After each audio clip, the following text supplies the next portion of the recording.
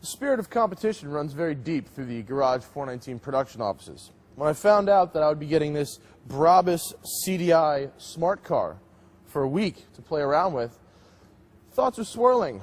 What do? Do I don't know, get really good gas mileage with it? Yeah, I can do that.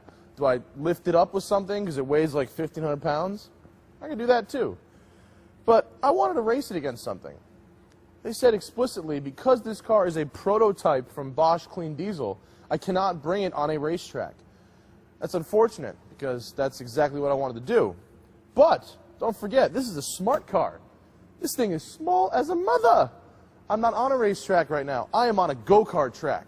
And I've got the Sodi RX7 race kart right here. We got the super track set up. I got the Brabus set up with lap time transponders. And we're going to find out whether on a kart track you would rather have this 40 horsepower, 74 pound-feet of torque Brabus CDI smart car or the 6.5 horsepower Sodi RX7 race kart. I'm Matt Farah.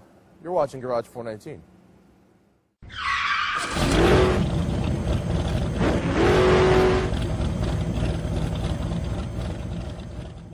There are some obvious differences between our Brabus CDI smart car and the Sodi RX7 go-kart. The go-kart has a 6.5 horsepower Briggs & Stratton engine, whereas the Brabus CDI has a 0.8 liter inline-3 common rail direct injection diesel engine, producing 40 horsepower at 4,200 RPM and 74 pound-feet of torque at 2,800 RPM. What is surprising is that the smart car actually has a better power-to-weight ratio than the go-kart, with 1 horsepower having to move around 46.25 pounds, whereas in the go-kart, 1 horsepower has to move around 92.3 pounds.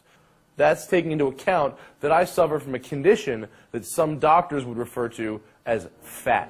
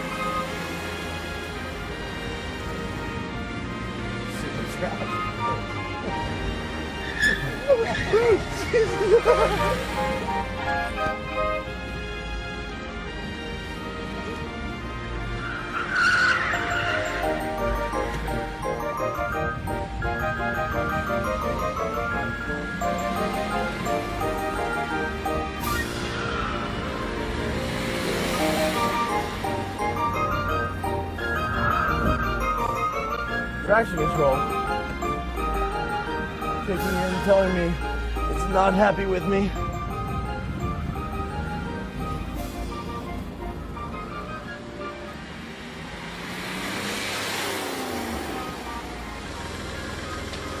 I have never in my entire life been more tired on a racetrack. Never. That's just no power steering, hand over hand, hand over hand, hand over hand, shift, hand, it's just, whew. These things are meant for the road.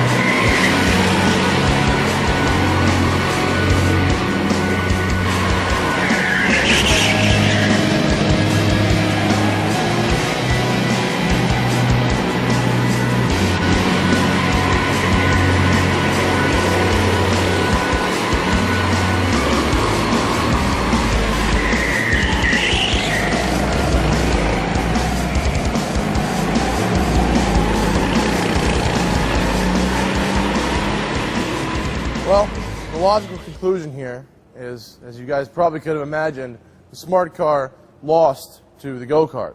Smart car, I ran a lap time of 1:15.58, whereas the Sodi RX-7 number 33 go-kart ran a lap time of 1:03.25. I would call that a slaughter. You guys are probably not surprised by that. After all, this is a go-kart and this is a car. But it's not like, oh well, the smart car got slaughtered. Think about the other way around. This thing, I can only drive in here. This thing, I could drive out on the street, in the rain, with a girl. And believe me, I could be driving down the street in a diamond-studded Lamborghini, okay? Pull up in front of Starbucks, grab a latte, be chilling, formerly having a cigarette but no longer. And if some guy could pull up in this, park right next to me, and have about 50 hooers on him in no time at all.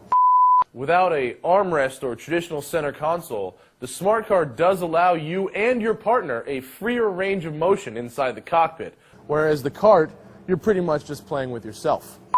I'm Matt Farah, and you've been watching Garage 419.